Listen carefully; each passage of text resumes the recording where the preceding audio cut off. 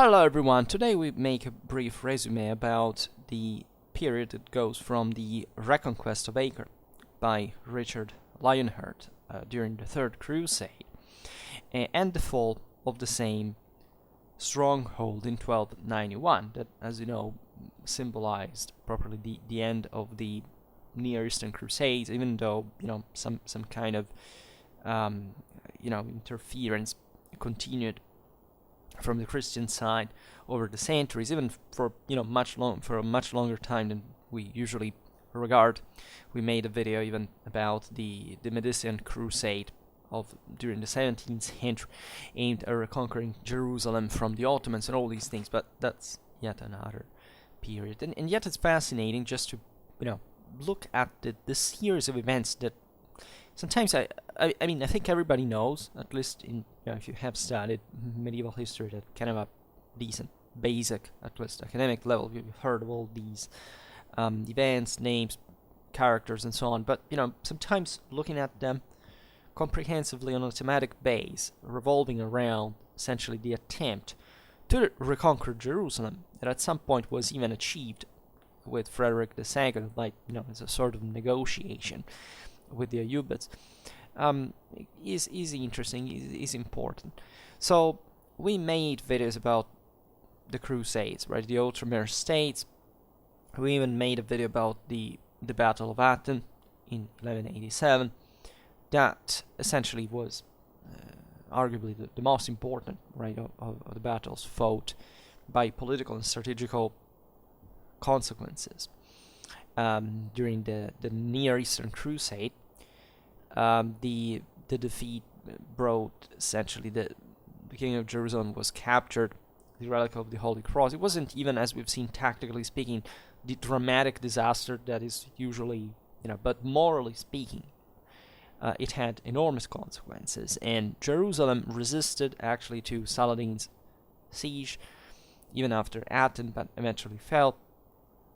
And this was the greatest disgrace, right, that could happen in a crusading perspective, the loss of the holiest of places, and de facto the end, at least concretely, of the Kingdom of Jerusalem. That there were, especially in the north and along the coast, some strongholds, including the ones that, in fact, as we will see, the Crusaders would reconquer at some point. But the consistency of that state that the Kingdom of Jerusalem was and had been, and that was actually much more potentially endowed than we usually consider, right? There was a sort of defeatism about the Crusades, pushed a little bit by listen now that this for which the feudalism in the Near East had to fail in a way, because the one of Frankish import wasn't culturally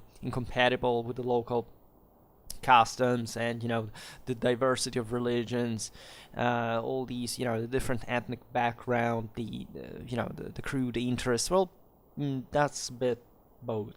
It can't, history can't be explained just like that. And as always, recovering a bit of political and military history, even just eventually, and studying the relevance of battles, campaigns, and how things could have easily gone in a different direction, can really restore a bit more of historical objectivity and concreteness about these things. I made a video about the advantages, say, of the Kingdom of Jerusalem per se, so we'll not digress on that. There's a crusading playlist, and that's, you should be there. And today we talk about the afterwards of this, right? So when obviously news of the defeat of Athens reached the West, Pope Gregory VIII promulgated on October the 29th in Ferrara the bull Audita Tremendi. You can find easily this text online. It's basically he invited to, he acknowledged the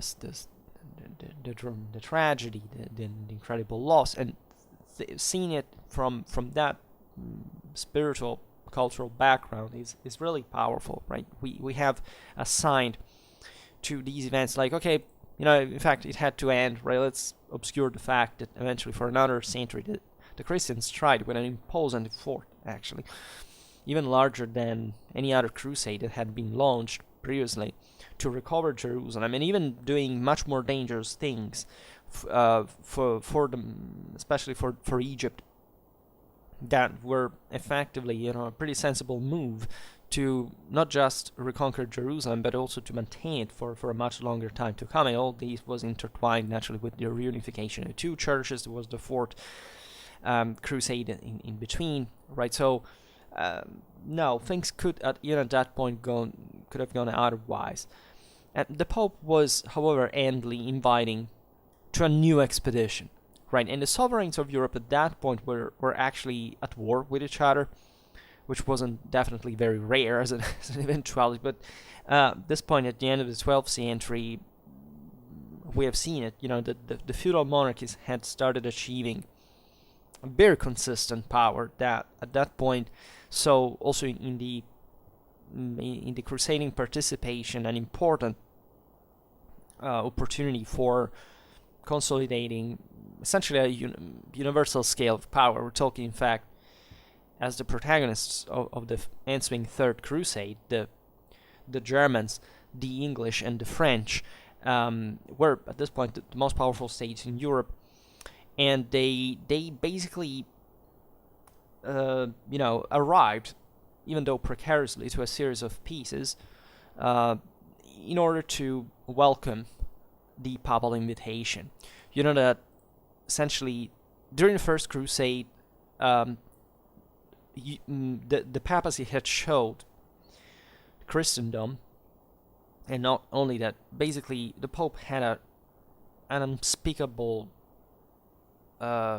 moral authority, and that was able literally to move divisions up to Jerusalem, even managing to conquer it without any royal guidance. The First Crusade was done without kings, right, and just by papal direction. In the Second Crusade, you see the European sovereigns, in that case were the French and the Germans, essentially immediately seizing the opportunity to intervene and to manage the expedition more directly, and to kind of hegemonize it, not just secularly, but also to put themselves a bit as an alternative also to properly papal direction as such. At this point, the papal power also was keeping to grow consistently, so there was an ever more intertwined cooperation, but also a competition within the same monarchs, but also with the papacy in itself. But the objective at that point was the real glue, because reconquering Jerusalem that had just fallen was at that point kind of an obvious thing. It was also a radicalization of the ideological struggle in a way, right? What we would just know historically about the Crusades is fundamentally a 13th century narrative, right? What really Europeans thought of the Crusades in the 11th and 12th century we can't grasp, but just up to a certain point, and it wasn't the chivalric, let's say, sense of the narrative of the epos that symbologically is being created afterwards, right? And together properly with many examples that eventually were told afterwards about the same initial ones. Like, nobody actually knows exactly what happened at the Council of Clermont, for example. It's a foggy, archaic, primitive time. At this point, instead, Europe is consistently, Western Europe is really taking off in a way that really the rest of, European Mediterranean, the West, I'm talking about, the rest of the European Mediterranean powers, Near Eastern powers, starting to have some issue with, coping with. Effectively. It's an enormous amount of forces. But naturally they lack a unitary direction. So that is important as well. And there are other agents that are about to come into play, such as the Mongols, for example, in the World War. Because naturally Hattin had been a great Islamic victory and all, but at the same time Islam had at that point was not better placed, let's say, than Christendom in terms of political cohesion or coherence, right, in organization. It was a dramatically difficult enterprise for different reasons that maybe we'll talk about on another occasion. But in any case, the main monarchs in Europe went to the Third Crusade. So the old Emperor Frederick I, Barbarossa, who died during the journey, famously enough, in the Salah, river in Anatolia in 1190. That was quite a miserable way to go, given the greatness of the individual and just think about a nomen. I mean, the Holy Roman Emperor that is essentially championing the crusade at that point, and a hell of a military leader, and courageous, and still an authoritative figure, a good Christian, even though he had his struggles with the Pope and so on. But that embodied the whole Western dies immediately, and so that was an important blow. And surely, had he lived on, he would have, knowing the person, probably we can't tell, but it would have been likely for him to achieve great things there. Then there was the King of France, Philip II, Augustus, that did relatively less compared to the others. Then most famously, Richard I Lionheart. We made a video actually last summer about the figures of Richard of England, Salah-ad-Din, and the crusade in this context. King of England that operated in that context mostly like not much as an adventurer, but if you know his story before, during, and after the crusade, how many perils and vicissitudes and problems, even just logistically, organizationally, he was shipwrecked, he lost his treasure. It was a mess, right? He kind of made an upheaval in Sicily, in Cyprus, and it was an interesting. That also speaks of, let's say, the fluidity and the relative instability of that war still at this point. And yet Richard was the only leader of the Third Crusade to score a useful result. That is to say, in fact, the reconquest of the coastal cities of Acre. That was fundamental at this point because, as you know, the main deal of the Ottoman states was about not just the holy places per se, that were surely remunerative, not just because of the pilgrimage, the tolls, but properly also as ideological, as a form of consolidation also over the Orthodox Church, and a way of primacy. Like reconquering Jerusalem was in many ways like surrounding hopelessly also Constantinople, that in fact, as we will see, at this point had already risked to be was about to be conquered at the end of the 90s by Frederick's son, Henry VI, who died before the expedition. But basically, that would have been a fourth crusade ante litteram, and the Germans at that point would have reunited East and West at that point. But the other important deal was, of course, the fact that the Syrian, Lebanese, and Palestinian coast were the ones at the end of which the most important branches of the Silk Road arrived. They were coastal provinces that were substantially fertile, right? They aren't the desert, as you know, also because some of the most important urban civilization rose there in ancient times and was maintained by big centers like Antioch, like Jerusalem itself, not only.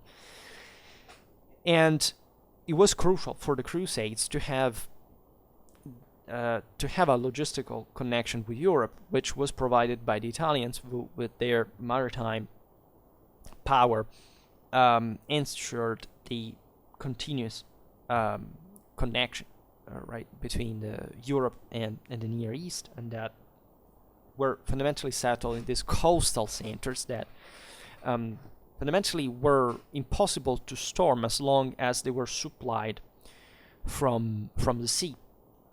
And a way to ensure this was to fortify the portual area that was mostly given to the Italians, whereas the local lords ruled over the rest of the city. And these ports were sort of cities within the cities, citadels, fortified magazines that could be accessed from the sea, and that given that nobody actually had a permanent fleet like the Italians did, they were impossible to storm, right? The Egyptians at this point were basically the only power in the Mediterranean aside from, in fact, from the Italians at this specific point, because we could count the Byzantines as well, but yeah, I mean, let's say these Mediterranean powers did have some fleets on their own, but they were recruited at Acre, right? The reason why the Genoese, the Pisans were so important, etc., was because they had de facto permanent fleet available.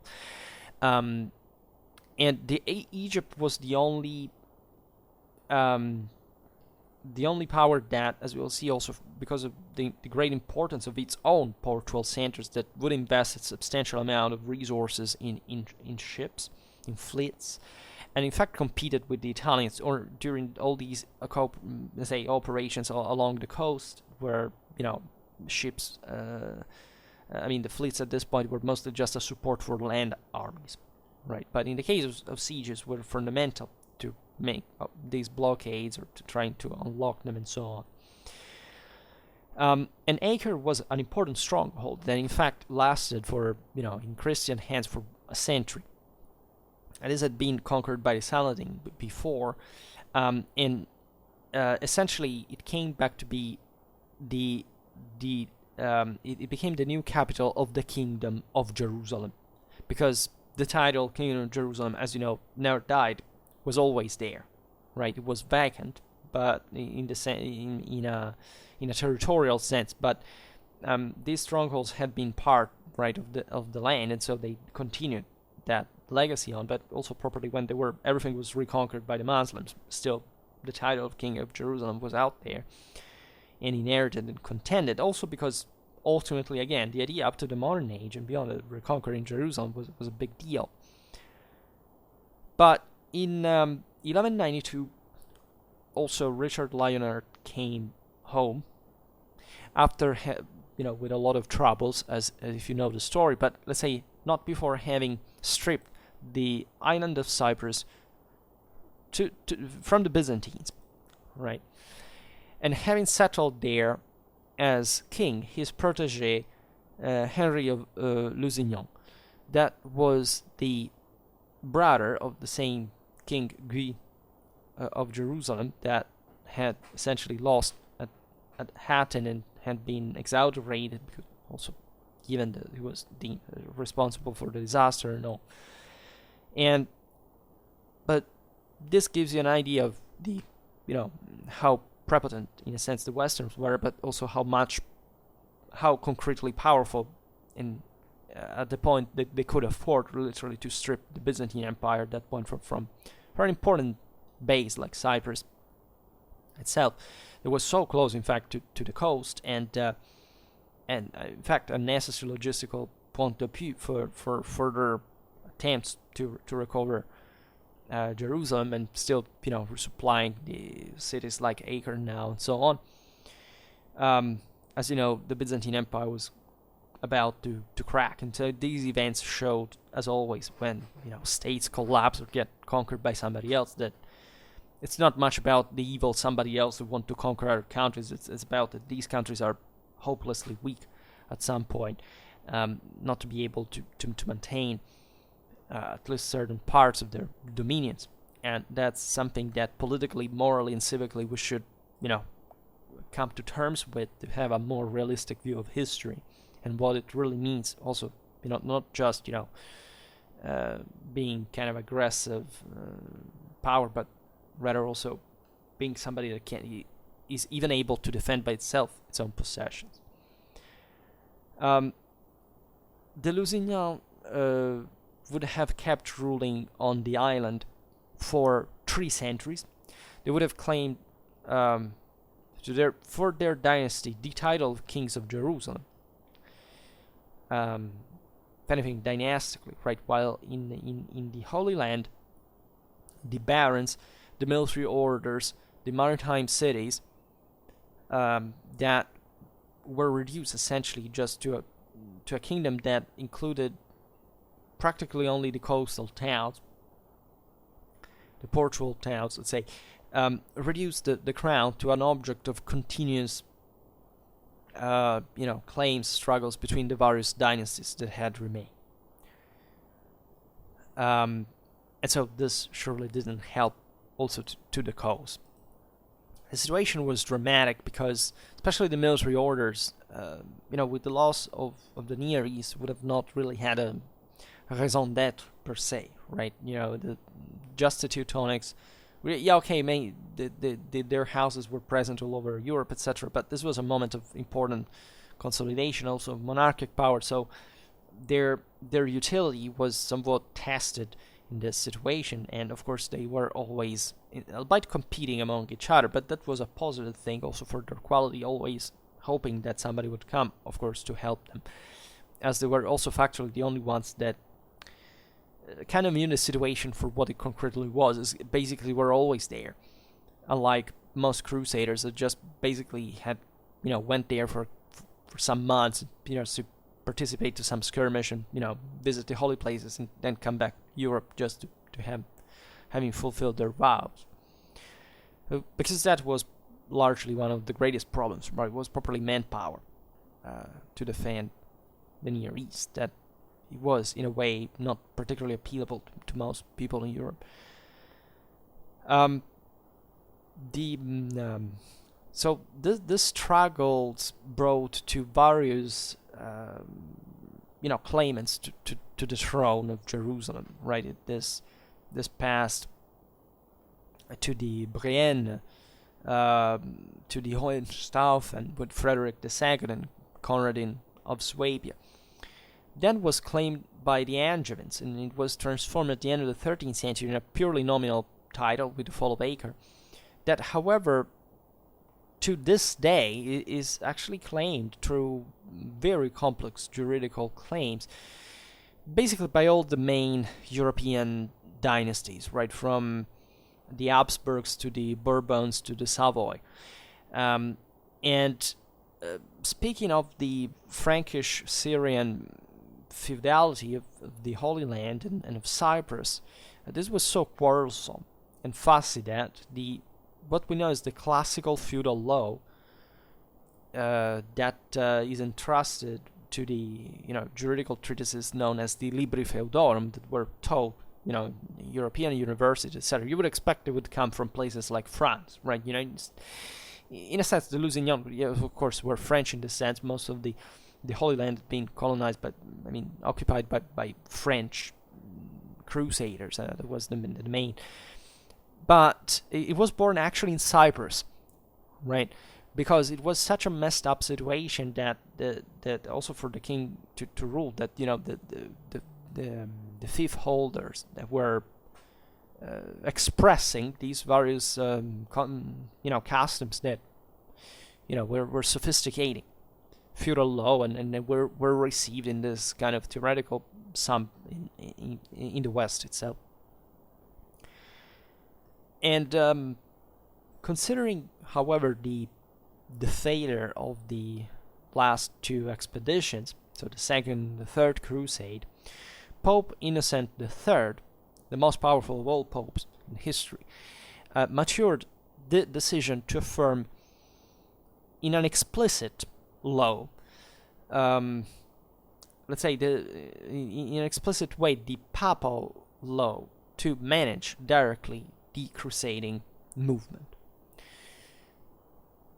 let alone for the military conduction of it, because naturally the popes didn't quite ever waged like a crusade on their own. Maybe just most of the expeditions when they invaded southern Italy against Frederick II, etc., as an excommunicated.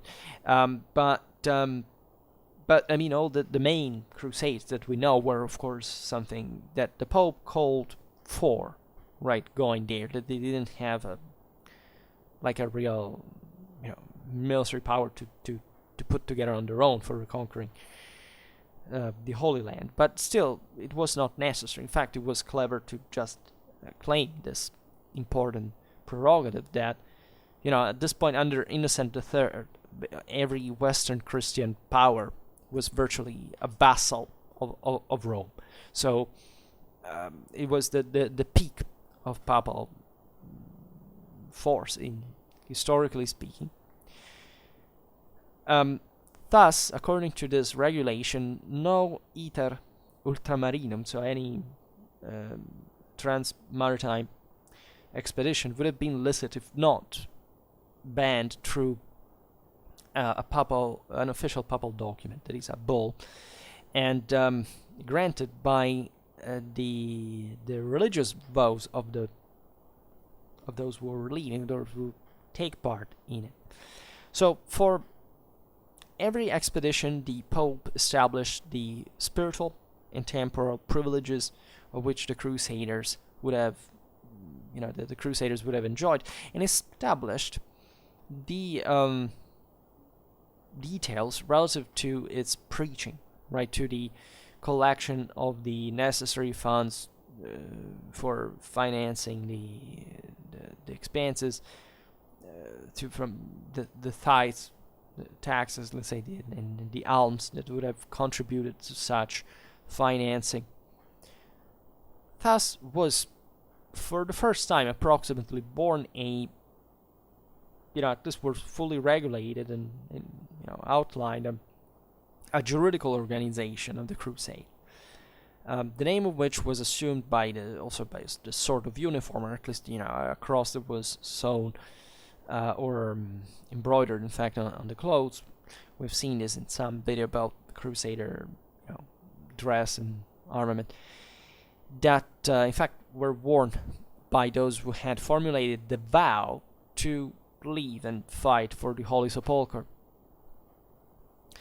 But on the practical level, things wouldn't go as planned, right? At this point, there was no, as we were saying before, there was no real impediment for things to succeed. Yet they wouldn't. Anyway, that's meaningful. First of all, the crusade that had been started in 1202, the so-called fourth one, in fact, was concluded, but there were many others, right? We count them like this because there were many expeditions, but there were hundreds of different crusades, let's say. The fourth one, as you know, concluded itself with the conquest of Constantinople. From the side of the Crusaders and of the Venetians, so with the dismembering of the Byzantine Empire. That's an important thing. We made videos about this. Maybe not specifically about the Fourth Crusade in detail, but we will do this at some point.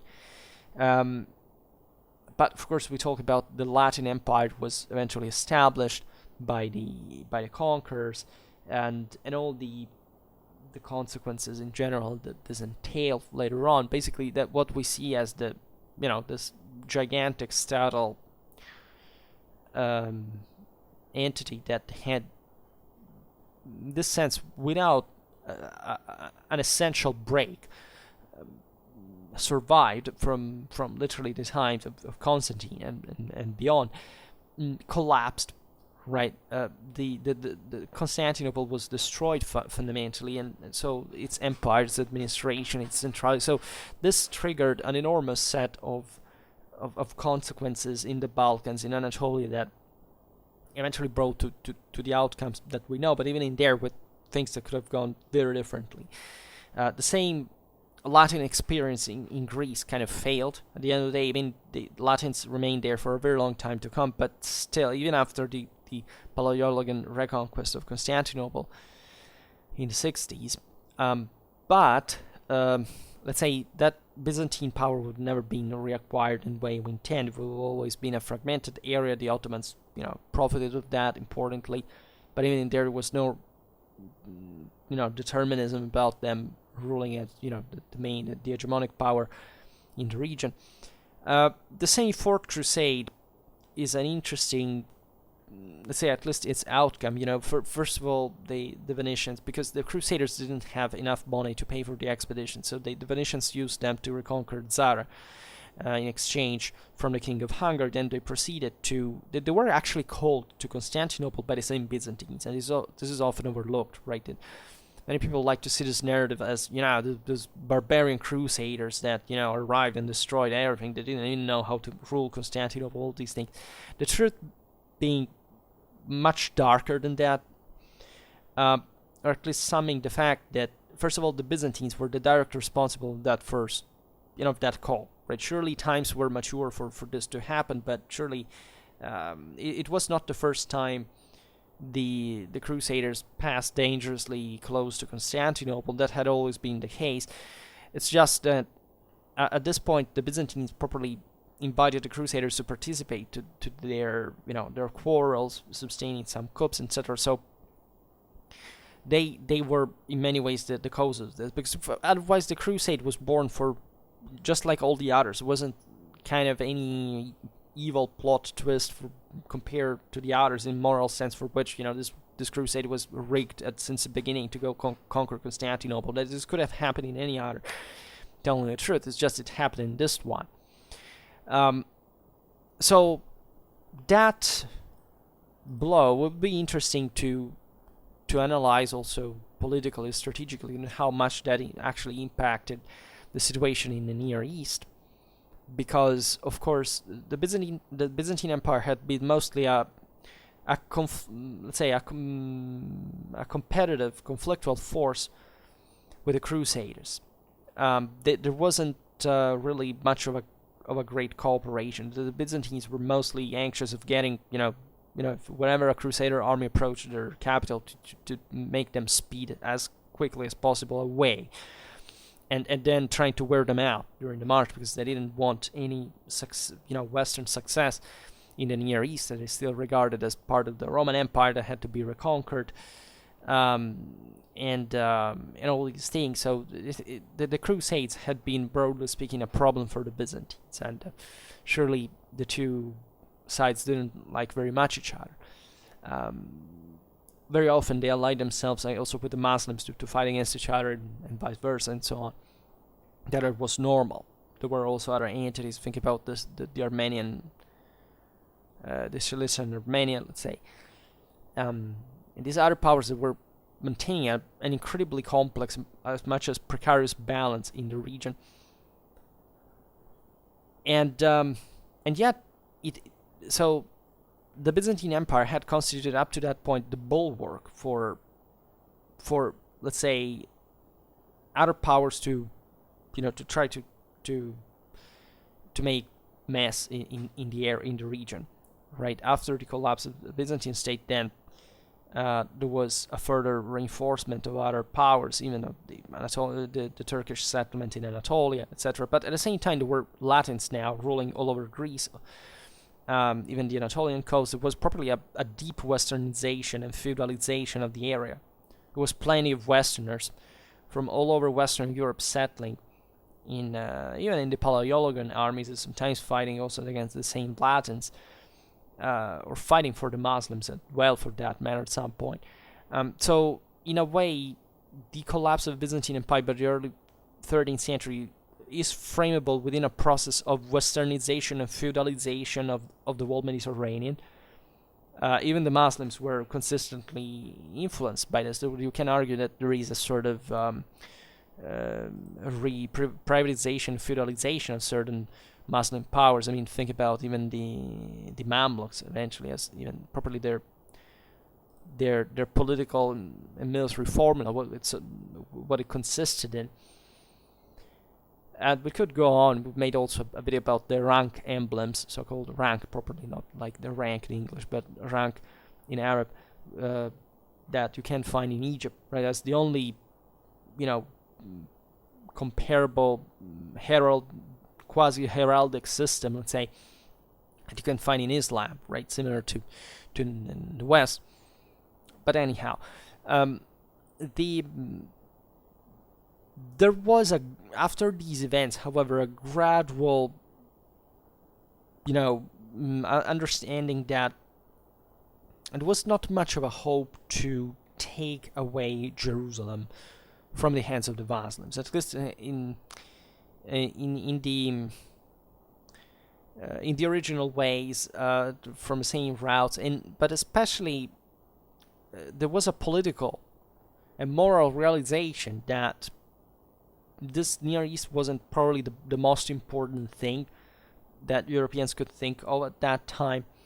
First of all, the Islamic reconquest of Jerusalem hadn't, at the end of the day, prevented nor slowed the fluxes of Christian pilgrims. That had been the case, since a long time. Even when the Seljuks had first occupied Jerusalem, there was some harassment at some point of the Christian pilgrims, but those events actually contributed to reinforce pilgrimage, its organization, and at the end of the day, at least from the zealotic fanatism of the newly converted pagans to Islam, like the Seljuks were, at the end of the day, any civilization realizes with time that pilgrims there make a lot of money. There were lots of Christians that were coming there, so taxing them was very profitable for Muslim rulers that were, we have seen that tolerance, as we understand it in modern times, did not exist. There was no such a thing, but a balance, an equilibrium, like the one that existed in Europe, in religious manners, was present in Islam as well. So the question is, especially considering the rise of or sometimes even the decline of certain powers in Europe, what was the actual political strategic interest to recover Constantinople, Jerusalem, by the 13th century? Because especially at the beginning of the 13th, especially after Bouvines, the two main powers that, two of the main powers that had been traditionally interested in and involved in the reconquest of Jerusalem, or at least in participation in the crusades in the first place, like Germany and England, had been importantly resized in their ambitions. Germany, as you know, went downhill dramatically with the process of privatization and principalization, that political fragmentation, the failure properly of the national monarchy, that the same Frederick II was heavily involved in the crusades let go, because there was no way to make a headway in Germany at that point for public power in that sense. And so that was an important loss in a way. England was soundly defeated at Bouvines. It lost most of its territories in France, and yes, it kept participating as a unitary power, as a consistent monarchy to later expeditions. But let's be honest, even from a geographical point of view, there were some Mediterranean ambitions of the English. They were thought they could manage to succeed. I don't know, the Sicilian throne. In part also, there were very consistent expeditions mounted up. For example, by the end of the 13th century, the same one in which Louis IX died from Edward I, that went even to the Near East, was almost killed by the assassins. So the English kept having looked for these opportunities, but the main power here that was really achieving essentially a universal and imperial kind of scale of power was France, right? And for France at that point, reconquering Jerusalem was really the most kind of rational political and strategic goal, right? For even a power like the one of Frederick II in Sicily, was mostly a way of saying, I'm the emperor, and I also have, and I must therefore reconquer Jerusalem. There is all that prestige, and also in the struggle with the Pope, that was a kind of the leitmotif of the whole thing, the crusade, reconquering the Holy Land. But for France, let's say, the ambitions that eventually were frustrated at the end of the day, and of the 13th century specifically, were to really become the new universal power in Europe and the Mediterranean. So Louis IX, Louis the Saint, led essentially these crusades against Egypt, that at that point was recognized under the Ayyubids to be the main problem, let's say, in order to reconquer Jerusalem, that factually in fact belonged to them. This it wasn't much like the actual deal. I mean, throughout all the history of the Crusades, Egypt was the main issue, especially for Jerusalem, because it was, of course, next door. It was the only true unitary power that existed in Islam in the area, and that was endowed with a degree also of centralization that belonged to the ancient Egyptian, unitary tradition. This kind of also well enucleated reality along the Nile Valley, fundamentally well connected to the just facing the Mediterranean, and well connected to the Red Sea, the Indian Ocean traffics. An ancient center of power that truly could wage large-scale campaigns and so on, with much higher degree of control than other, for example, Syrian or Mesopotamian powers that also were remarkable, but were some kind of more feudal in nature, we can say more privatistic in nature. And so at this point, Jerusalem and other lands in Syria, etc., had fundamentally been overwhelmed by the Ayyubids, that so as an Egyptian power, however, were connected historically also to Syria, to the Kurdish world, beyond. But in this sense, had always had, and look at Salah-ad-Din, which makes it shine also his victory at anymore from a political and strategic point of view, had dramatic difficulties, arguably even greater than the ones Western rulers had to have a sound control, especially in Syria and these other northern lands that were difficult to control from Egypt, especially as long as the Kingdom of Jerusalem stood in the middle. But even after that, right, it wasn't easy to maintain this dominions because of the Crusaders that kept arriving, but also because of the other Asian powers that were kind of, pressing at the gates. And of course, even the collapse of the Ottoman states brought to some kind of vacuum that was privatistically and exploited by other lords, by other powers. So it wasn't an easy moment, right? As we were saying before, also just like the Byzantine and also the Islamic world was feudalizing in a sense alongside of this Western influence politically and socially. And we're talking about the crusade of 1217, 1221, and then the one of 1248 to 1254, right? The first which, guided by Louis IX of France. These were directed to the Nile ports, because blocking it wasn't just they really wanted to take over Egypt, which was feasible, but it was also a matter of, first of all, putting pressure on the Nile ports, because blocking those blocked much of the wealth that Egypt could capitalize, this east and west trade control, right? And the same Louis was taken prisoner in April 1250 by the Muslims, eventually was freed, and he would spend 4 years on the Syrian Palestinian coast. That was all what remained of the crusading kingdom, and repairing fortifications and trying to mediate between the contrasting forces that hegemonized the area.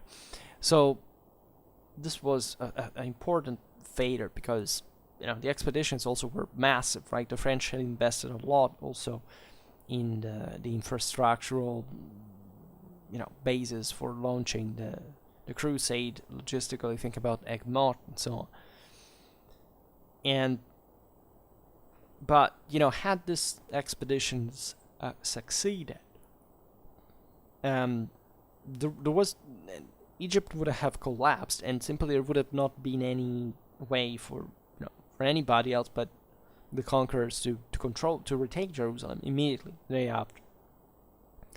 And in Europe, there were also forces that looking at alternative ways, right? In 1228 to 1229, Frederick II of Hohenstaufen had received for the Sultan of Egypt, in force of a truce, a dismantled Jerusalem that could not be defended, but still was namely Christian, right? Frederick at that point had been asked by the Pope to launch the crusade, and even, when he had left, the Pope had invaded Sicily, so he remained like, it was a true mess. It disrupted also a great part of that, the Norman Swabian administrative traditions that were quite functional in a statal way.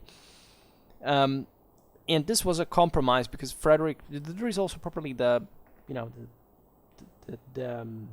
letters that the sovereigns exchanged, and nobody really wanted to go at war on a large scale. So Frederick II said, "Look, I have to do this crusade because here at home, because Frederick II, was very much, of a he knew pretty well, right, from Sicily. He is, he knew everybody, right, as a German and Norman descent. He knew well, Italy, Sicily, Jewish culture, Muslim culture, Greek. He was an extremely learned individual. He had coped with the German princes, with the Lombard League. I mean, he was definitely a person of this world, the Stupor Mundi, as it was called at the time, because of this enormous intelligence and openness, and, but still firmness and so on. So he basically wrote to the Egyptian Sultan and told him, "Look, I'm in this situation. Basically the Pope is asking me to make a crusade, right? And if he obliges me, I have to wage war on you. The objective is Jerusalem, right? I don't know you don't want to lose Jerusalem, but I'm going to go to war with you anyway if you don't. So we can't compromise this. You can't give me Jerusalem formally, and I will enter there, and so it will be mine. But factually, this is just a formal thing. You retain control in the surrounding area. I just settled this core, and you don't have to make a war. I don't have to make a war." So they agreed on this because they realized that it was, and the Muslims reacted dramatically. That our Sultan has rendered the Jerusalem, the holy places, to the Christians in a mess. Objectively, it was not a something but that tells you how the times were secularizing in a way, and how these rulers were actually quite pragmatic and intelligent and consistent. Naturally, in the Islamic world, there's a greater distrust towards constituted authority in the first place, and secular authority. So this contributed partly that political instability, but this was a way that satisfied both sides, essentially, as a compromise. And the Pope also was very angry at Frederick because he said, you've just made an alliance with the Saracens, fundamentally, but that's an impious fetus, fundamentally, and so you don't reconquer Jerusalem like this. You have to spill blood and massacre everybody, conquer everything, and so with arms. And even that perspective was not that devoid of of sense, given that factually Jerusalem just was namely Christian now, but the Muslims could enter it from a day to another just if the leadership asked. And things went actually not very nicely because there was there was a tumultuous situation, by the way, in Asia, as you know, that reached same Europe and caught everybody unprepared. That was the Mongol invasions, and it doesn't matter how dramatic this had been, and how much the same Europeans were powerless. Right, Russia was completely overwhelmed. Poland, Hungary, they were ravaged and defeated, etc. The Mongols arrived at the gates of Germany. Some part even crossed the Alps into Italy. So this was we should make videos about this phase because there were all prophecies and visions of who were these people, first of all, and secondly, these are terrible. They lay waste to everything. They conquer everybody. All the armies that were put together. Think about the Battle of Lignitz or of Mohi. The Westerners embarrassingly annihilated in front of this military machine that is probably the only one that can compare with the Roman army historically in terms of broader um, projection capacities, and so the the situation, however, as you know, quickly rebalanced, because probably the Mongols would have never had the potential to take over Western Europe, because it would have been simply a nightmare, stopping in every single castle, right? And it would have bogged them down quite easily. In any case, they aborted that thing for political reasons. They had to come back, because the Khan had died, and they had to re-elect it in Mongolia. In Eastern Europe, the Mongols remained for a longer time instead, historically.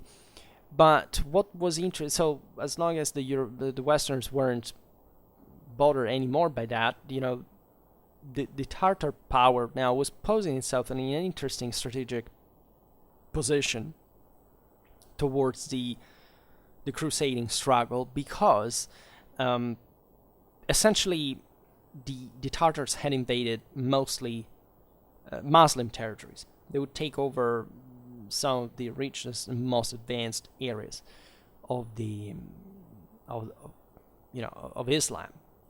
That absolute marvel that Baghdad was, right, and was fundamentally razed to the freaking ground, right? That was entirely, you see, the Muslims didn't actually acknowledge more than much the threat posed by the Crusaders, because at that point Islam was entering in a phase of crisis that was a bit in part even because of the Hellenistic legacy that they had acquired because of their since the first invasions, all the libraries that had seized and so on. They had somewhat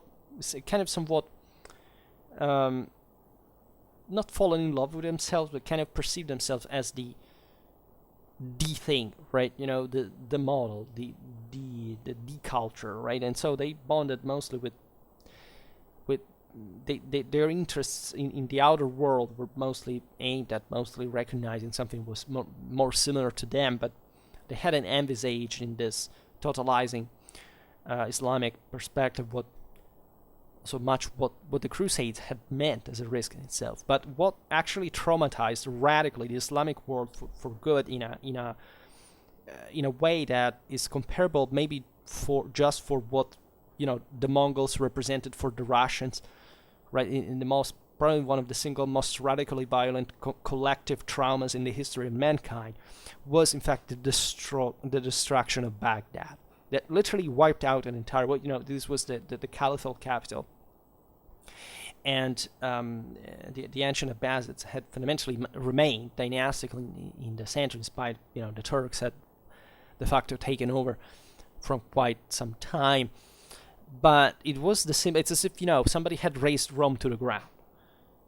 Historically, it would have been one of easily and uncomparably the greatest tragedy in the history of mankind by any stretch of the imagination. And so the Muslims lived this thing in their own way, and so they suddenly realized that the Mongols, whatever these were just something else and a huge threat. And so the Christians were hopeful of the fact that the Mongols, given the fact they were pagan, by the way, could have joined the struggle against the Muslims. And there were, famously enough, we will talk about it at some point, some attempts to also convert them to Christianity. And as you know, Christianity existed even in Genghis Khan family. Some these monotheisms had arrived up to the heart of the steppes, in a very mediated way, in a way that they interpreted in a very Mongol way, let's say.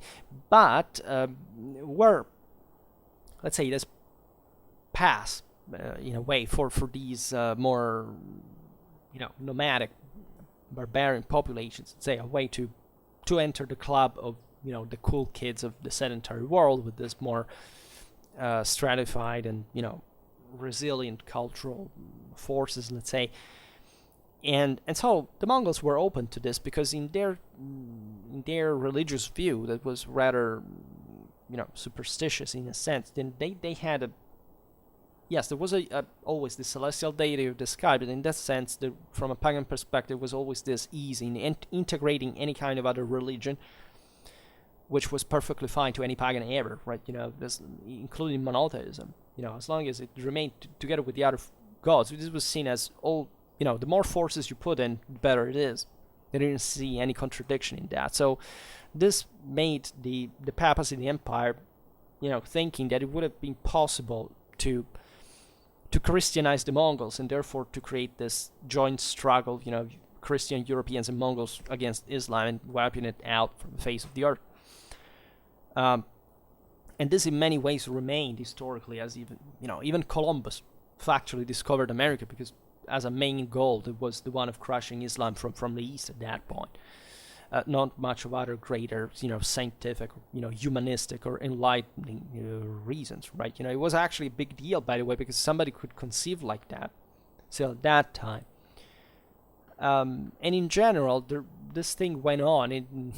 You can argue geopolitically, which is a term that I utterly despise from the deepest veins, of my historical interest. But let's say in the idea that historically it was a bit of a repetition of this dichotomy of, for example, how many times the Habsburgs allied themselves with the Safavids in order to bother the Ottoman. So always this further eastern power that could harass the main Muslim power in the Near East from the east. And there was, however, another tragedy for the Christians themselves, even though they weren't quite involved in, they didn't suffer directly of it, but the fact that in 1244, the nomadic Khwarezmian militias that had been basically dispersed in this diaspora after the destruction of their dominion, in next to the Caspian Sea, by the Mongols themselves, were allowed by Egypt to actually enter Jerusalem, that had remained dismantled by the agreement with Frederick II, and basically was pillaged. Right, it was basically the Khwarezmians at that point expelled or killed many Christians that inhabited in Jerusalem at that point. It was just, we could go in detail with this thing, but it's just bad as it sounds. Fundamentally, it was not much of it's the fruit of a broader decadence and uncontrollability of the situation. So much, in fact, that the Egyptian political crisis was also embodied by the fall of the Ayyubids and the rise of their slave warriors, the Mamluks, that is a generic term, but eventually took over like properly a dynasty that informed that entire idea. In fact, a very much more privatistic mentality that, however, generated an important power in Egypt. Again, revived it through a coup. Right, these soldiers overthrew their lords, and they took their place. By the way, swearing revenge against the Crusaders, and that they would have, preferred the pre-existing order, where, Egypt would have controlled firmly Jerusalem, and they had, by the way, their own problems with the Mongols themselves. The Mamluks, as you know, were the only ones that managed to kind of halt the Mongol pushed forward towards the east, because also the Mongols naturally looked at these Syrian Palestinian areas as important for the Silk Road control, etc. But they were halted by the Egyptians. Yet, as we were saying before, in 1258, the Mongols of Hulagu Khan conquered Baghdad and killed the last Abbasid Caliph. So the Fertile Crescent, in a few years, was thrown in turmoil, because eventually, the Mongol Empire was short-lived, factually, and these areas also kind of, the empire fragmented, and in the absence of a real power that at this point was mostly based in Persia rather than in Mesopotamia, the areas, for example, the Jazeera, we made videos about, for example, the Wafidiya, these refugees that came, sometimes even from the same Mongol-ruled areas to serve the Ayyubids, etc., created as kind of a frontier land between Syria and Mesopotamia that kind of decayed further, right, in terms of public authority, because there was factually no center of power there that wouldn't exist anymore, right, at that point. You can argue even to this day, if you look at what it is there, the main powers there remain Egypt, Persia, and eventually the Ottomans. And so that was, and this area was in the middle and became mostly a battleground between these various powers. Later on, as you know, the Tartars of Timur-Lane would swarm the region again. It would take over Syria, Anatolia, even there briefly though, because that's a bit the character of these nomadic steppes-nomadic empires, right? They are never kind of very persistent power, and that is capable, after this major wave to put firm roots. Mostly they kept on ruling on the basis of the pre-existing regional powers that already existed in the area. And here the main one is Persia, is the Ilkhanate. That is by itself a kind of a feudal system, as you know, as Persia had basically always been. Whereas Mesopotamia, that up to the Abbasid times, had been a very advanced statal center, right? That's what had been made historically by the various dominations, the Sassanids, the Umayyads, in fact the same Abbasids, into an area that demographically and economically could support a centralized state, right? A bit like Egypt, right? That was wiped out by the Mongols, and so the area privatized, at least in nature, and no power would ever reemerge from it as a central power. Something was always this looming Persian power, and this kind of either the Egyptians or the Turks trying to re-enter that in some way, like today again, at least in other perspective with other international players, but still, right? You must give that historically, whoever ruled in Persia never gave up the idea that they had to rule over the Near East in the West, having even a very deep anthropological prejudice towards, in that case, the Arabs, right? As you know, the Persians can't really stand them. And they are objectively very different people. If anything, we'll look at their language, their historical, cultural background, and even their confession, by the way. Surely the affirmation of the Ayyubids and of the Mamluks affirmed, however, a complete Sunni allegiance to Egypt, by the way, that, as you know, in Fatimid times had been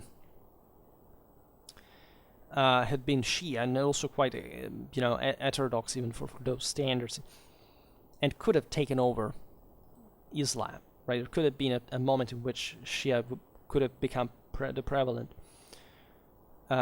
direction of Islam over Sunni, because the same Abbasid at some point under Al-Mamun, but much before this, had contemplated the idea of accepting it. So in 1274, which is an important year because of, in fact, the Second Council of Lyon that established a lot of interesting things and also kind of parted some powers in Europe, etc. The Pope asked on this occasion that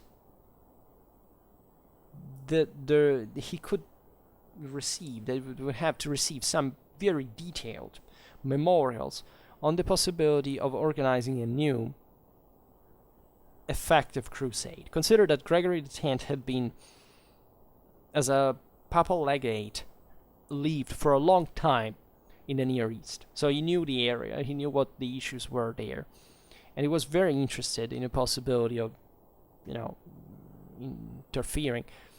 So there is mostly a literature that emerges from this attempt.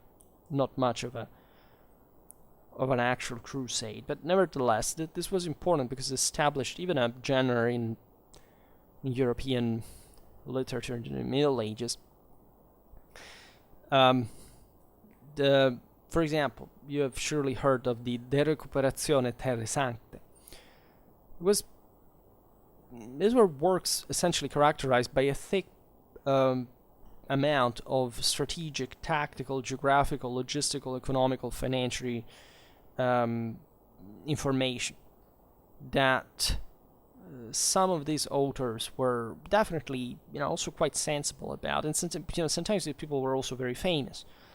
For example, the Templar master Jacques de Molay, the same one that would have been burnt at the stake by Philip IV of France, the famous advocate of which, Pierre de Bois, also was another author of these literature, the Genoese admiral Benedict Zaccaria, that, these were, as we've seen, the Italians were quite involved in the area because of their trade and so on. The Venetian Marin Sanudo Torsello, the philosopher and mystic, mysticist from Catalonia, Ramon Lull, as Aragon was also, kind of appearing on the scene in the Aegean with the Almogalvares and so on, and Sicily and so on.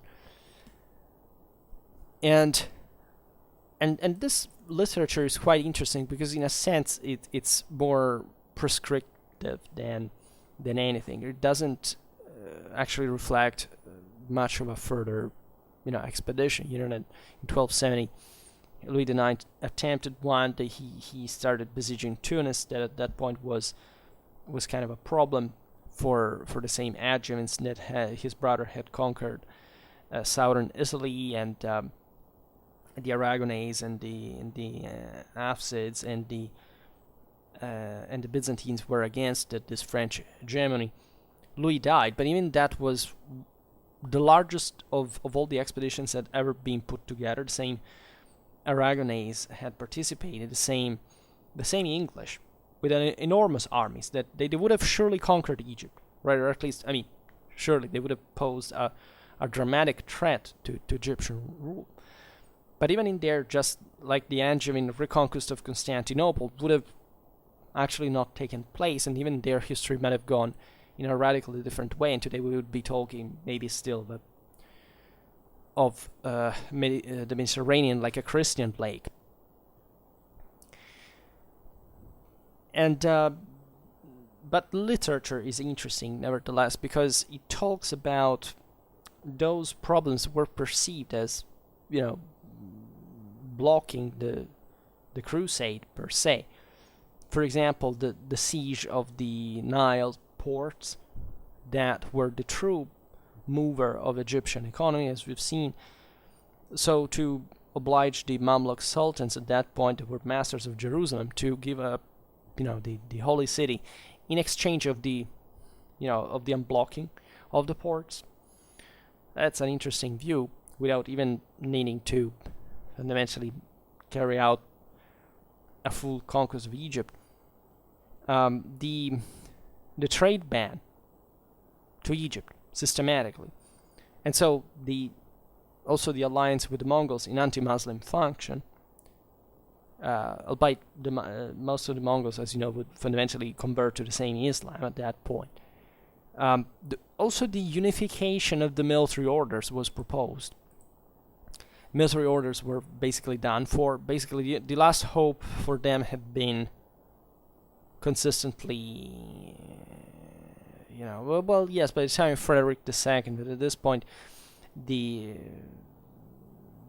was no kind of much of a space for them anymore, and the events of Philip IV, the end of the century with the Templars, would actually be quite eloquent about what the political direction was from the royal side to dispose of these systems.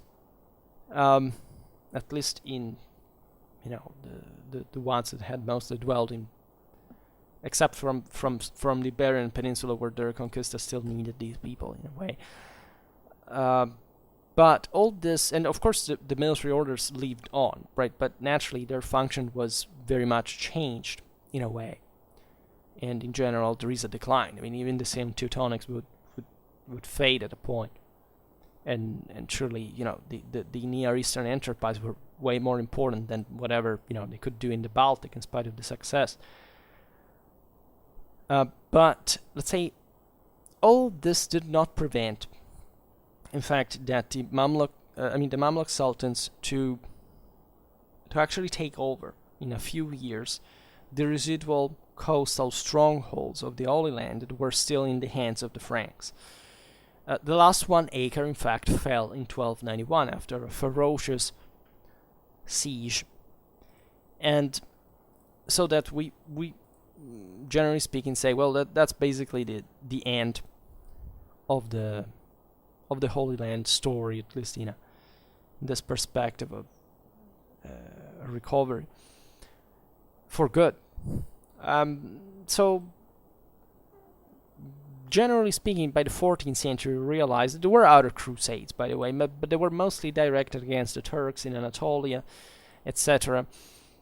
But there was an idea also at that point, kind of, and it's important for the process of modernization and secularization of Europe, that together with the crisis of the 14th century, etc., that, with the Muslims you could at the end of the day just negotiate, right? Because nobody was really interested anymore with all the upheavals and revolts and, demographic crisis, financial collapse, etc., of the 14th century to embark themselves into some kind of broader conquest. I mean, the same Muslims at that point, except for the Turks, had, essentially stopped to represent also a dramatic threat to Christendom. I mean, it was evident since the 12th and definitely, since the 11th actually century, that the trade balance was in favor of the Europeans. I mean, Europe was a dramatically richer and, more populated, especially a reality than North Africa. And that had always been the case, by the way. So in fact, we have in the West kind of dramatized, not surprisingly, historically, from the time of the Turkish wars, not really from the original times, the impact of the Saracens, for example. It was during the wars with the Ottomans that what happened in the High Middle Ages was resumed as this dramatic problem that, that has ever since said, the Saracens was this dramatic. But the Saracens were mostly called by the same Westerners, right?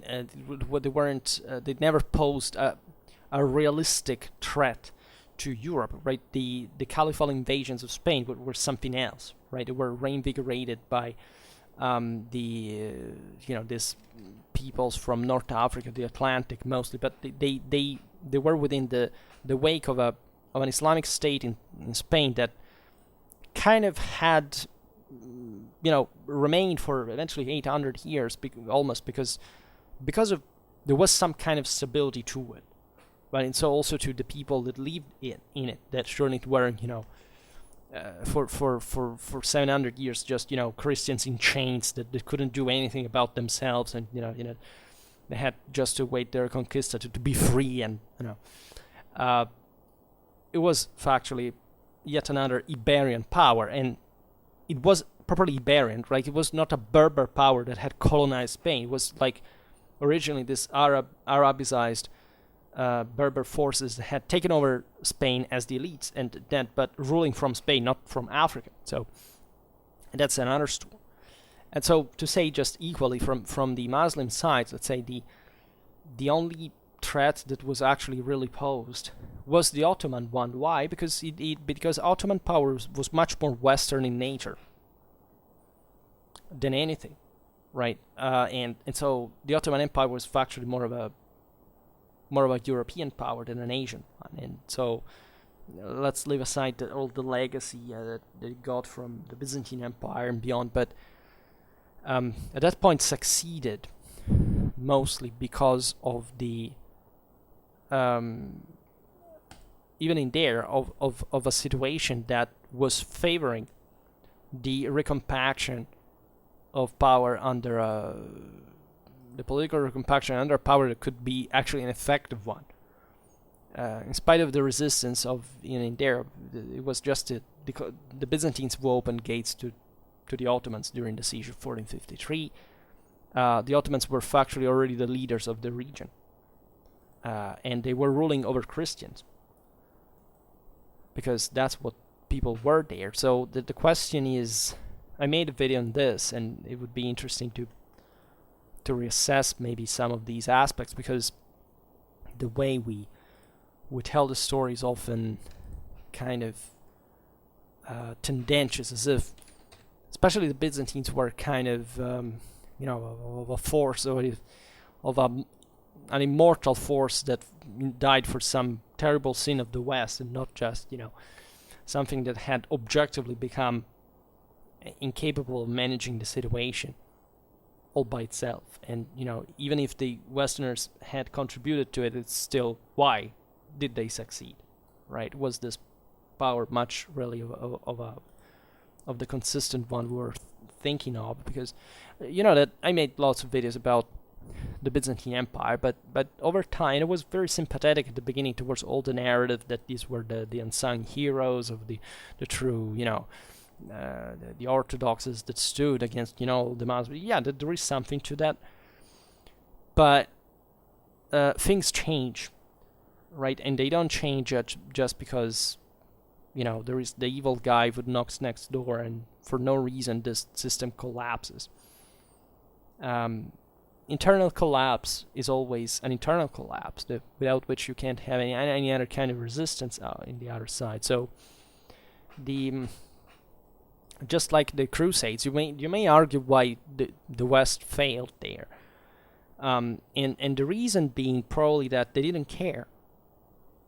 That's actually the easiest explanation, because it's ridiculous to presume that the Islamic world had any force to prevent a politically cohesive intervention in places like Syria or Palestine or Egypt, had in fact Europe had been unitarily interested in this. Simply there was no match. Simply they wouldn't care, because they had other issues they were dealing with themselves, and it also contributed to the same formation of Europe as we intended today. It's wholly speculative to assume things would have been better or worse, right? Today in Jerusalem we have an Israeli power, which is a big deal historically, and it's kind of part of the revenge fulfilled in all that kind of mess that the history of the region had been, but also properly as a moral consequence of what even at that point more like the contingencies of the 40s were right internationally than any kind of other situation. But still, it's important to stress that these areas didn't quite develop in the same way the West did historically, and you gotta give an explanation to that. So having lost them, might have maybe prevented them to be part of something that the West in fact would produce in a positive sense. But at the same time, the fact it didn't happen was still brought to the avoidal of an important amount of investment in there that had fundamentally been lost to somewhere else. I mean, it was lucky. It was a lucky eventuality for Europe to bend these primitive, warlike, troublesome forces of the various cadet sons of this very, exalted military that had been nurtured in the Frankish military system to invest it, to go out there and to essentially reconquer so much of, think about Spain first of all, but also these lands of the Near East.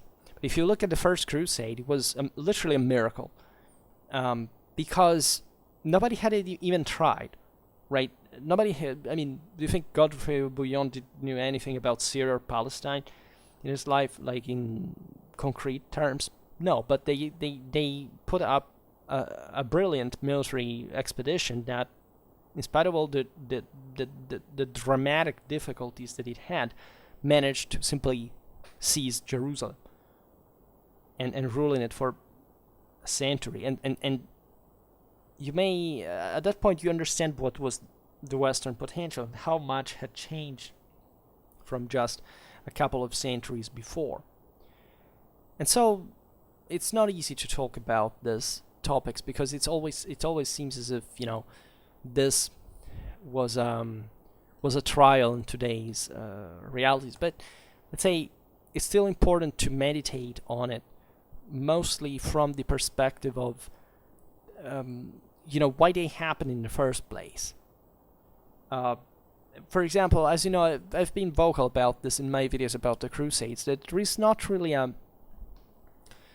I don't believe in the concept of war of religion, meaning that if there is a war, it's either they're all about religion in a way or another, or none of it is, right? The idea of war of religion is a modernistic creation. Nobody in the Middle Ages would have thought that let's say, war could not have to do with religion, or that war didn't have an ultimately, you know, divinely just purpose to it, right? The Crusades were surely enriched ideologically, were reinforced in the sense that was stressing the worthiness of the cause, because those were the holy places and so on. But there was no other way that was not waged in the name of God. And this is what modern people seem to have completely neglected in popular culture. The Crusades didn't invent war of religions. There was not a single war in the history of mankind that was not of religion since the dawn of warfare itself. They were all in the name of God. You couldn't, you know, in the ancient world, there was no way you could wage war if you didn't have the green light from the gods. And everything was done by calling the gods at every single time. The same was in the early Middle Ages before the Crusades, the same with God and monotheism. So it's pure lunacy to assume that, for example, monotheism, the other delusion today is to believe that paganism was a sort of, you know, more peaceful forces, that, you know, it's easier to kill in the name of Christ than in the name of Odin. I mean, such statements are not just insulting to the dignity of human intelligence, but properly to the actual historical knowledge that we have constructed at this time. But do you actually know what pagan world actually was? I mean, seriously. Do you know that it was founded exclusively on a religious military principle that encompassed the totality of any human value? The same goes for the world today. I mean, what do you think we make war for today? Do you think it's the oil? Do you think it's, just this primitive, childish, aggressivism, or just barbarians make war? Well, how do you think these processes work? That is interesting, because most people are mentally damaged by the cultural frame that they have been imposed since they are born to thinking that we live in a world that has morally any kind of superiority compared to these ones, without realizing that what we do is still fundamentally for the same reasons that normally wars are always fought for, and telling the truth are most of the times actually good reasons, in the sense that they're motivated by something logical and rational, and that these motivations are altogether the most, in relative terms, the most logical and rational of all the the average people compared to what the rest of the people normally do, because governments are factually the most rational of these elements in society, right? That there is no doubt about this. There is to say the people are not any better. So sometimes I'm really appalled when I have to even remind these things, because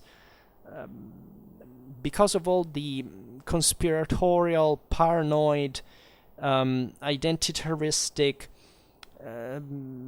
delusional background that we have created to look at history just to, I don't know, maybe feel bad ourselves, to make ourselves feel better about our own moral misery. who doesn't recognize this is because it hasn't studied enough history, because it factually doesn't know what history concretely was on the base of all what we know about it. So I wouldn't ever invite you to interpret even the history of the Crusades or even the Islamic expansion as a essentially purely religious driven thing, but not just in the sense that, of course, there were other reasons of material reasons, that there were probably some teleological realization that these things had to happen, because if you don't understand, for example, the actual power, the coercive power, the governability in pre-modern times, you cannot or even today's for that matter, but you cannot even factually understand how dramatically more advanced regions accepted or even opened the gates to some other external dominations. At the end of the day, just kept ruling over the pre-existing systems that kind of even managed to autonomize themselves or leave some phases of prosperity in the process. And it's also a tricky thing, because we have invented sometimes that there was prosperity where there wasn't, right? In the West, for example, we made a lot of mythology about the splendor of Islamic civilization in a way, and surely Islam achieved really a big deal things by the in the first centuries after the conquest. But first of all, Islam was radically diverse in its nature, in its spaces, in its the populations, and secondly, there is this splendor sometimes it's not doesn't seem to be seen, to be found very often. This is a problem that we have also in some areas that were maybe, I don't know, very, very economically developed. For example, I don't know if you pick Sicily, but if you pick even in that context, the public authority or state building, well, that wasn't very much. There are debates relatively to the nature of the Caliphate of Cordoba, which was quite a tormented reality, of course, as any other at the time. But let's say it's always important to go in detail in any of these realities and seeing how much they were also similar among each other, rather than positively in this regard. I forgot what I wanted to say right now, but it was something regarding, well, I don't remember. But we will keep talking about this, and I don't know, I thought that this chapter could be kind of interesting to conceptualize. As such, for today, we stop it here. I just hope that you enjoyed this video. If you did, please share it. Otherwise, leave a like or subscribe to my channel if you're interested in my upcoming content. And for now, I thank you heartily for listening to me. I wish you a nice time and see you next time. Bye.